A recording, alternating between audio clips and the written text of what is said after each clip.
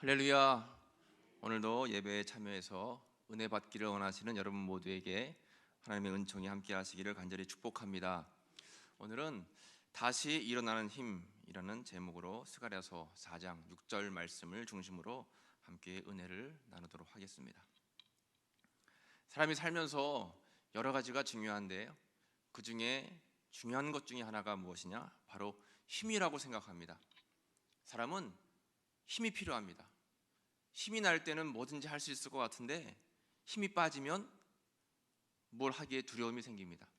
그래서 우리는 힘을 키우기 위해서 음식도 먹고 운동도 하고 또 쉼도 취하고 여가 시간도 갖습니다. 육신의 힘인 체력이 있어야 우리는 뭐든지 할 수 있습니다.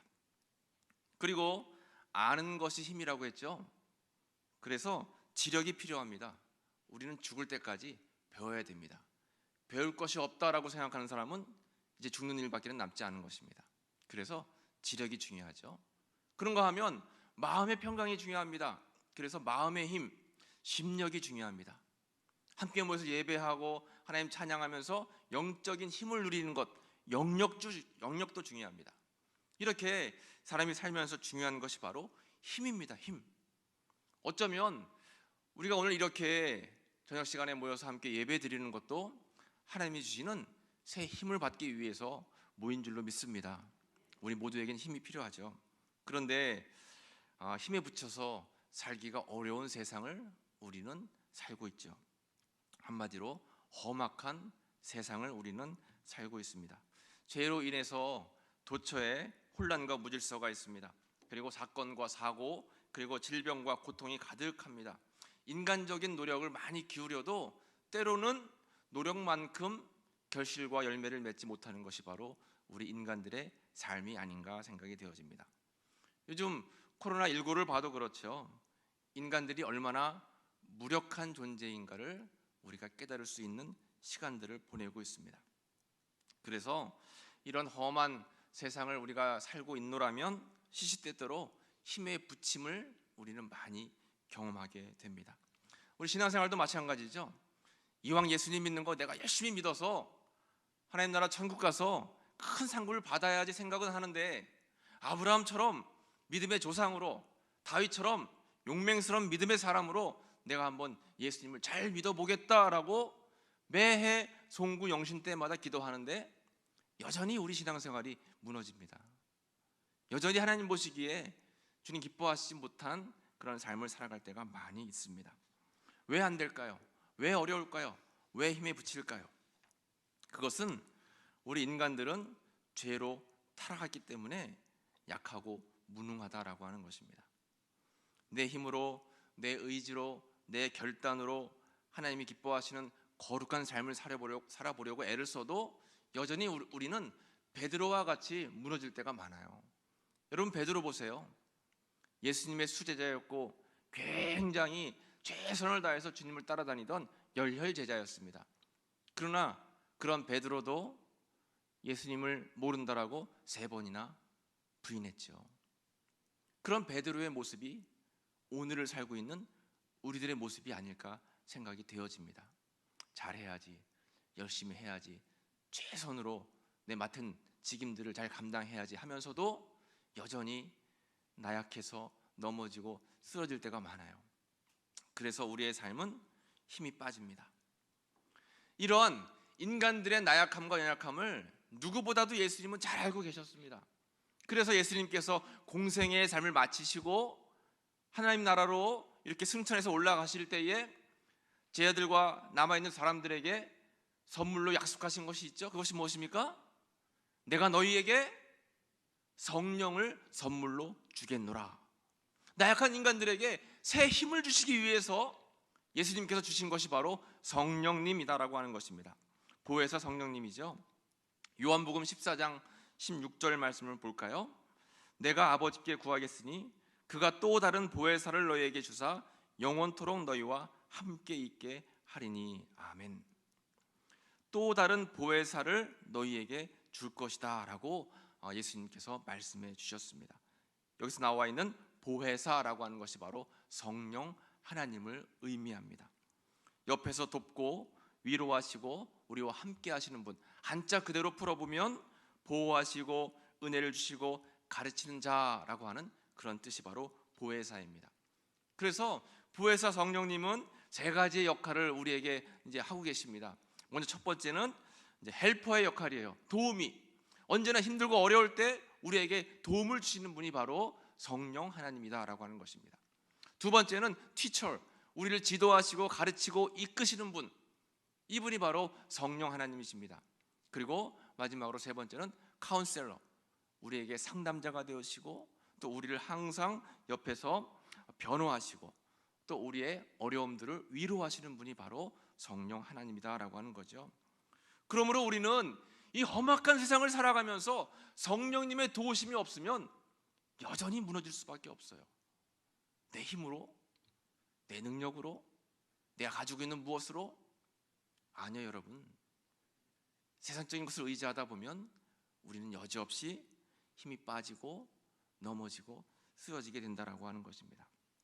그래서 우리는 무엇보다도 성령님을 의지해야 승리한다는 삶을 여러분 꼭 기억하시길 바랍니다. 성령님을 의지해야 돼요. 여러분 기도하실 때마다 성령님 나와 함께 하시고 성령님 나에게 힘을 주시고 성령으로 충만하게 도와주옵소서 날마다 기도해야 됩니다. 그래야지 성령님께서 우리를 도우시고 인도하시고 가르치시고 우리를 위로하시고 또 우리와 함께 하신다라고 하는 것입니다. 성령님이 얼마나 중요한지 몰라요. 그러면 이 성령님이 어디에 거하실까요? 요한복음 14장 17절 하반부에 보면 이렇게 말씀하고 있어요. 너희는 그를 아나니 그는 너희와 함께 거하시며 또 너희 속에 계시겠음이라, 이렇게 말씀하고 계십니다. 너희와 함께 거하시고 너희 속에 계시겠다. 그러니까 성령님께서는 우리와 늘 함께 하시고 어디 계시는 거예요?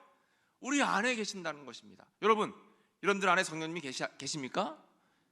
계신 것을 믿으십니까? 그런데 때로는 성령님이 계시다라는 것을 알기는 아는데 느끼지 못하고 확신하지 못하고 의심할 때가 있어요. 계신 건가 안 계신 건가? 나와 함께 하시지 않나? 성령님이 내 안에 내주하고 계시다라고 말씀해 주셨는데 그 말씀이 자꾸 의심이 들 때가 있다라고 하는 것입니다. 초대 우리나라의 문화부 장관을 지냈던 이어론 교수님이 쓰신 아들이여 이 사나를 이라는 책에 보면 이런 내용이 나와 있습니다. 옛날 어느 시골 마을에 수염을 길게 기르신 할아버지가 계셨어요. 굉장히 수염이 길었습니다. 지나가다가 한 아이를 만났어요. 아이가 물어보는 겁니다. 할아버지, 정말 궁금한 게 하나 있는데요, 대답해 주세요. 그래, 뭐냐? 내가 대답해 줄게. 할아버지, 수염이 그렇게 기신데 밤에 주무실 때 수염을 이불 밖에 내놓고 주무세요? 아니면 이불 안에 넣고 주무세요? 하고 물어보시는 거예요. 그 순간 할아버지가 글쎄 잠깐 생각해 보니까 내가 잘 때 이 수염을 내놓고 잤나 안에 넣어놓고 잤나 헷갈리시는 거예요. 그래서 아이에게 야 얘야, 내가 좀 헷갈리니까 오늘 밤에 잠을 자보고 내일 알려줄게 하고 헤어졌어요. 이제 밤이 됐습니다. 이 할아버지가 이제 잠자리를 펴시고 이부자리에 누우셨어요. 바깥에 수염을 내놓으니까 뭔가 허전해요. 이게 아닌가 보다. 다시 수염을 안으로 넣었어요. 이불 안으로. 좀 지나니까 어떻게 돼요? 너무 답답해요. 이것도 아닌 것 같은데. 다시 수염을 뺐어요. 좀 다시 넣었어요. 넣고 빼고 하다가 날밤을 샜다라고 하는 겁니다. 여러분, 이것은 이 책에서 이제 우스갯소리로 이야기하는 것인데, 이것처럼 여러분 성령님의 역할이에요. 성령님이 내 안에 계신 것도 같고 어떤 때는 안 계신 것도 같고, 성령님이 나와 함께 하셔서 나에게 힘을 주시는 것도 같은데 어떤 때는 또 아닌 것도 같고. 로마서 8장 9절에서 우리에게 이렇게 말씀하고 있습니다. 만일 너희 속에 하나님의 영이 거하시면 너희가 육신에 있지 아니하고 영에 있나니 누구든지 그리스도의 영이 없으면 그리스도의 사람이 아니라. 아멘. 누구든지 그리스도의 영이 없으면 그리스도의 사람이 아니라고 했습니다. 우리는 그리스도를 믿기 때문에 그리스도인이고 예수 믿는 사람이기 때문에 예배드리기 위해서 이 자리에 왔고요, 또 기도할 때마다 아멘, 아멘, 그것을 믿습니다라고 고백합니다. 예배드릴 때마다 사도신경을 고백해요. 그리고 어려움이 있을 때마다 주님 앞에 간구합니다. 우리는 그리스도인들이에요. 그렇기 때문에 우리 안에는 성령님이 확실하게 계신 것을 여러분 믿으시기 바랍니다. 성령님이 내 안에 계세요. 내가 믿든 믿지 않든 성령님은 내 안에 계시다라고 하는 것입니다. 그 성령님께서 우리에게 새 힘을 주시길 원하시는 거예요. 넘어졌을 때 다시 일어서게 하는 힘, 괴로울 때, 눈물 날 때, 또 힘들 때, 어려울 때 다시 주님께서 회복할 수 있도록 성령님을 통해서 역사하신다라고 하는 것입니다. 열심히 살아보려고 작정하고 애를 쓰는데 어느 날 육신에 병이 들었습니다. 삶에 다가오는 여러 상황들이 나를 자꾸 주저앉게 만들어요. 자신감은 점점 떨어지고 불안하고 두려움 속에서 힘들 때가 많지 않습니까? 이건 뭐 누구나에게나 다 해당되는 이야기입니다. 밤에 잠이 오지 않아요. 여러 가지 근심 걱정 때문에 마음 편히 살아갈 날들이 많지 않은 것이 바로 우리들의 모습입니다. 그럴 때마다 오늘 말씀을 기억하시면서 꼭 성령님을 의지하시고 성령님께 여러분들의 삶을 내어 맡기고 기도하시기를 간절히 축복합니다. 이런 나약한 우리들의 삶을 예수님께서 미리 아셨기 때문에 우리에게 보혜사 성령님, 도우시고 위로하시고 가르치시고 인도하시는 성령님을 보내셨다라고 하는 것이에요. 그 성령님이 다른 곳에 있는 것이 아니라 바로 내 마음속에 내주하고 계시다라고 하는 것입니다. 그 사실을 알려주는 것, 확실하게 알려주시는 것이 바로 오늘 본문의 말씀입니다. 오늘 스가랴서 본문의 말씀을 한번 살펴보면 이스라엘이 우상 숭배를 하고 범죄하다가 하나님의 진노로 이제 바벨론 포로로 잡혀가게 되었습니다. 그리고 그 바벨론 포로로 70년간 이제 포로 생활을 하게 됐죠. 70년간 포로 생활을 하다가 극적으로 가나안 땅으로 귀환하게 되었습니다. 이제 70년 만에 고향으로 되돌아왔어요. 그 고향 땅을 밟으니까 얼마나 감격스럽습니까? 그런데 눈앞에 펼쳐진 모습은 너무나 암담한 상황이었습니다. 다 폐허가 되었어요. 고향 땅이 다 망가지고 말았습니다. 무엇보다도 마음의 고향이고 마음의 의지였던 예루살렘 성전이 다 회파되었습니다. 이들에게 가장 먼저 해야 될 필요성은 무엇이었냐면 예루살렘 성전을 재건하는 일이었어요. 그래서 제1차 귀환을 이루었던 트룹바벨 총독을 중심으로 이스라엘 백성들이 성전 재건하게 되었습니다. 기원전 BC 537년 스룹바벨 총독을 중심으로 성전 재건을 이제 하게 되었습니다. 그런데 성전 재건을 하는데 여러 가지 굉장히 어려운 상황에 이제 처하게 되었어요. 내부적으로는 하나로 결속이 되지 못하고 외부에서는 방해하는 세력들이 너무나 많아서 성전 재건을 하는데 시작하자마자 공사가 멈춰서게 되었습니다. 그리고 공사가 멈춰선 지 16년이 되었어요. 16년 동안이나 공사를 재개하지 못했습니다. 여러분, 어떤 일을 시작하는 것도 어렵지만 그 일을 중단했다가 다시 재개하는 것, 그것 또한 너무나 어려운 일입니다. 우리가 지금 코로나로 인해서 굉장히 예배드리는 것에 제한을 받고 있잖아요. 이제 일부 허용이 돼서 우리가 전체 인원이 다 예배는 드리지 못하고 있지만 언제 100% 예배가 회복될지는 알 수 없습니다. 무너졌던 것을 다시 회복하는 것이 굉장히 쉽지가 않아요. 더더군다나 요즘에 안타까운 것은 무엇입니까? 기독교에 대한 이미지가 호감에서 비호감으로 완전히 급락해버렸어요. 100년 넘게 쌓아놓았던 이 기독교 교회 예수님에 대한 좋았던 이미지들이 한순간에 우르르 무너져 내렸습니다. 이 이미지를 다시 좋게 회복시키려면 아마 적지 않은 노력이 필요할 거라고 생각이 되어집니다. 이렇게 중단되었던 어떠한 일을 다시 재개한다라고 하는 것은 굉장히 쉬운 일이 아닙니다. 이스라엘 백성들이 큰 마음을 품고 돌아와서 성전을 재건하다가 실패하고 16년 동안 방치가 되었어요. 그리고 16년이 지나서 제2차 포로 귀환이 이루어집니다. 그때 스가랴 선지자가 돌아와서 오늘 본문의 말씀을 하나님께 받고선 이스라엘 백성들에게 선포하고 있는 것입니다. 그 본문의 말씀을 한번 볼까요? 오늘 본문 말씀 스가랴서 4장 6절 말씀입니다. 한번 함께 읽어보겠습니다. 그가 내게 대답하여 이르되 여호와께서 스룹바벨에게 하신 말씀이 이러하니라.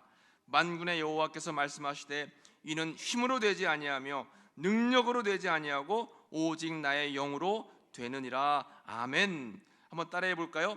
이는 힘으로 되지 아니하며 능력으로 되지 아니하고 오직 나의 영으로 되느니라. 아멘. 아멘입니다. 그렇습니다, 여러분. 스가랴 선지자가 하나님께 음성을 듣고 이 말을 이제 대언하는 거예요. 여러분, 예루살렘 성전을 재건하는 것은 힘으로 되지 않습니다. 더더군다나 능력으로 되지 않아요.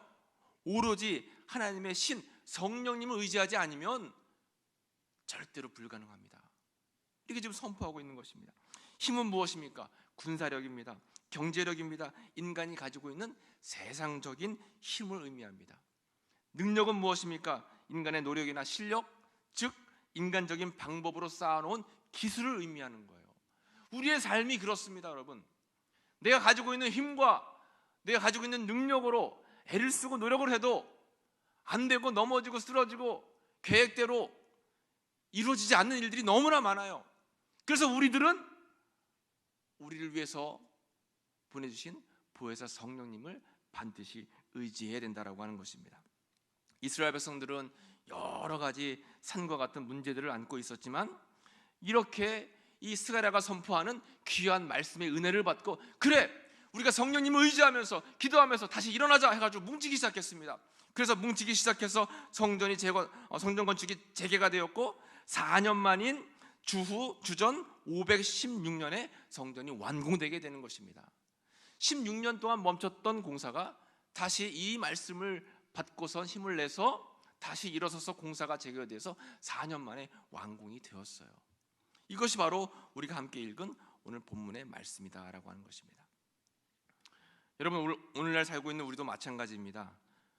이렇게 스가랴서에 나와 있는 성령님의 귀한 역사하심이 오늘을 살고 있는 우리에게도 지금도 역사하는 은혜인 줄로 믿으시기 바랍니다. 지금 이 순간에도 역사하십니다. 우리를 향해서 역사하시는 하나님의 성령의 능력이 있다라고 하는 거예요. 우리는 때로는 실패 때문에 또 두려움 때문에 불안과 염려와 근심 때문에 어려울 때가 많이 있지만 성령님께서 다시 일어날 수 있도록 힘을 주시면 그 힘을 의지해서 다시 한번 우리는 일어날 수 있다라고 하는 것입니다. 이 말씀을 의지하면서 성령 안에서 성령 충만함을 누리시는 여러분들 되시기를 간절히 축복합니다. 다시 일어나게 하는 힘, 성령의 힘, 이 힘에는 여러 가지가 있는데 성경에는 성령이 주시는 힘에 대해서 굉장히 많이 말씀하고 있어요. 오늘 몇 가지만 구체적으로 한번 말씀을 나눠보려고 합니다. 다시 일어나게 하는 성령의 힘, 첫 번째는 지혜의 힘입니다. 이사야서 11장 2절 말씀을 보시면 그의 위에 여호와의 영, 곧 지혜와 총명의 영이요 모략과 재능의 영이요 지식과 여호와를 경외하는 영이 강림하시리니. 아멘. 여호와의 영이 임하는데 그 영은 지혜와 총명의 영이다라고 이렇게 말씀하고 있습니다. 우리가 삶을 살다가 보면 어느 날 길이 막힐 때가 있어요. 어떻게 해야 될지 막막할 때가 있습니다. 도대체 어떤 길을 선택해야 될지, 도대체 어떻게 행동해야 될지 어려움을 겪을 때가 많이 있어요. 이런 때 우리가 필요한 것이 바로 성령께서 주시는 지혜의 힘인 줄로 믿습니다. 성령이 주시는 지혜의 힘이 필요해요. 그래야지 우리가 판단력이 생기고 영적인 분별력이 생겨서 하나님이 원하시는 그러한 삶을 살아갈 수 있다라고 하는 것입니다. 여러분, 답답하고 괴로울 때 성령이 주시는 지혜를 구하시기를 축복합니다.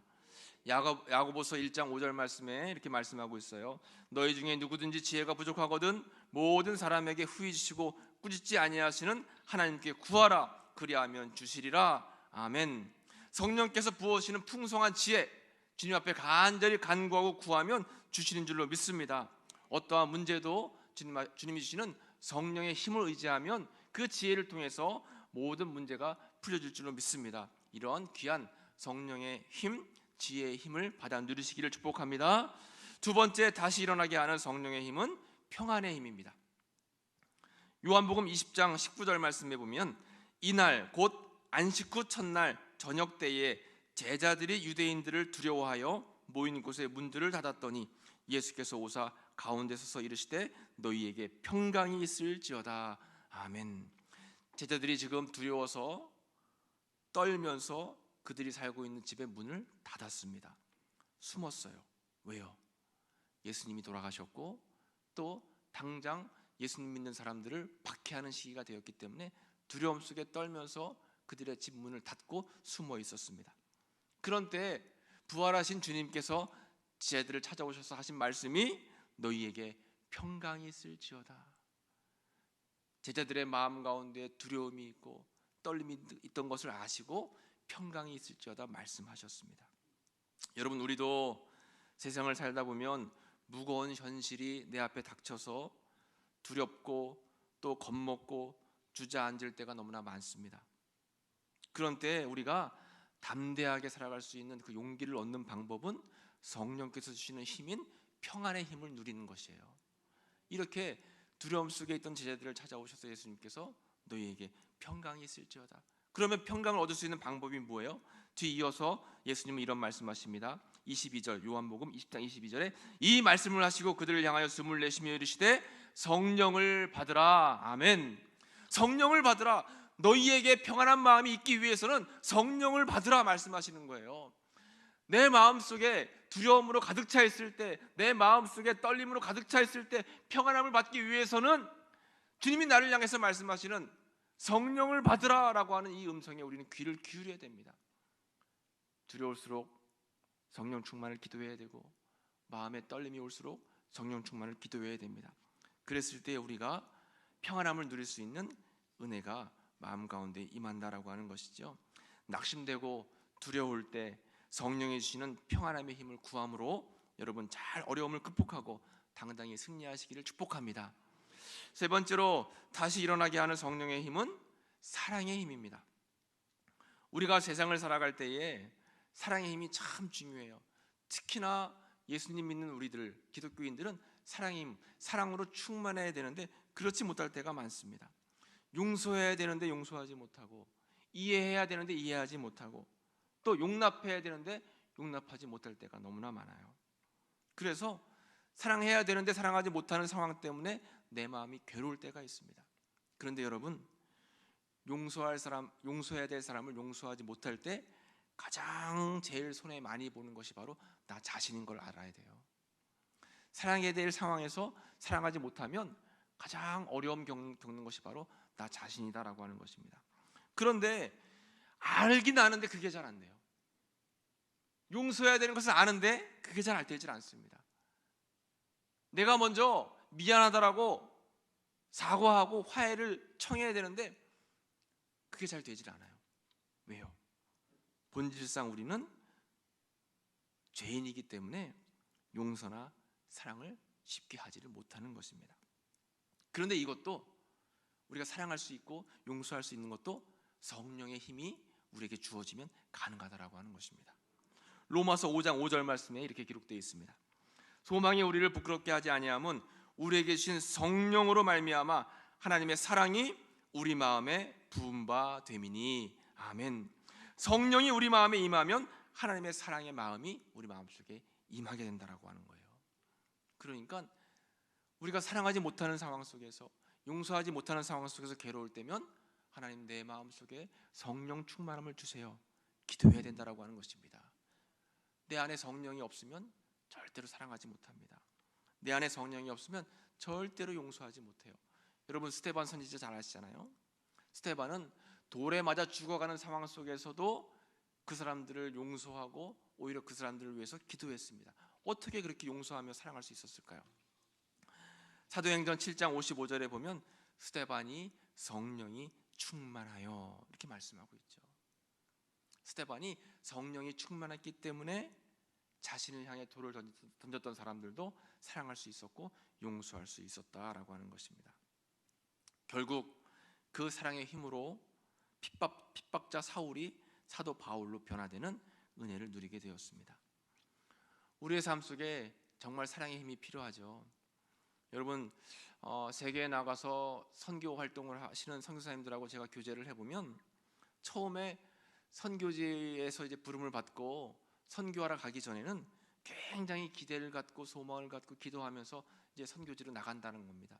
그런데 막상 선교지에 도착해서 선교 활동을 시작하게 되면 너무 열악한 환경과 또 현지인들의 부정적인 모습 때문에 낙심하는 경우가 너무 많다는 거예요. 내가 이거 계속 선교 활동을 할 수 있을까?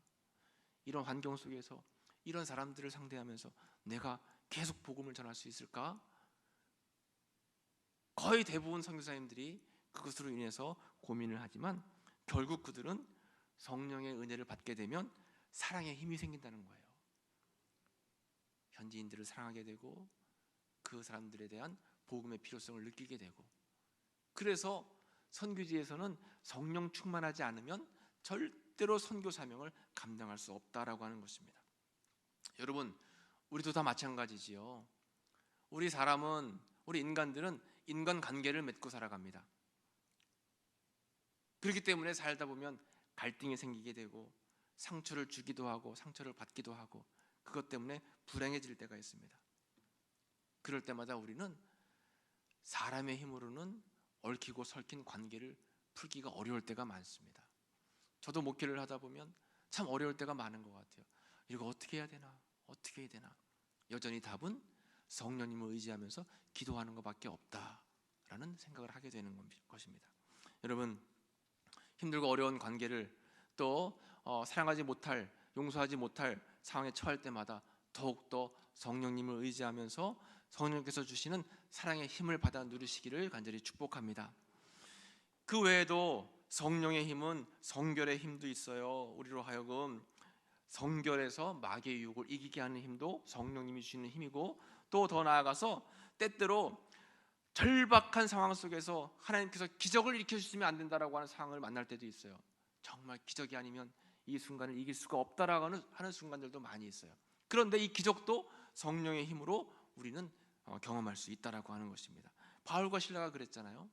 어려움 속에 있을 때, 지하 감옥 속에 갇혔을 때에 그들은 낙담하지 않고 기적의 힘, 성령님을 의지하며 찬송하고 예배했을 때에 하나님께서 놀라운 은혜를 베풀어 주셨습니다.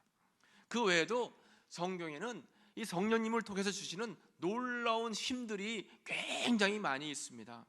우리가 성령 충만하면, 성령으로 늘 우리 내주하심을 늘 경험하며 살아가면 어려움을 만날 때마다 성령이 주시는 힘으로 그 문제들을 이겨낼 줄로 믿습니다.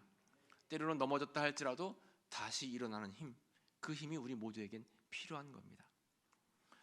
어떤 분의 이러한 간증을 들었습니다. 이분은 믿음이 별로 좋지 못한데 결혼할 때가 돼서 믿음 좋은 아가씨를 만나게 되었어요. 성악을 전공하고 노래를 너무 잘하는데 믿음이 좋아요.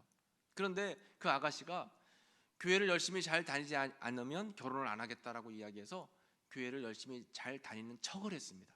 그리고 결혼에 성공을 했어요. 결혼하자마자 바로 이제 본색이 드러났죠. 이 남자는 너무 술을 좋아했어요. 그래서 결혼한 그 다음 날서부터 매일 밤 술을 먹고 집에 들어왔습니다. 매일 1시, 2시에 들어오는 겁니다.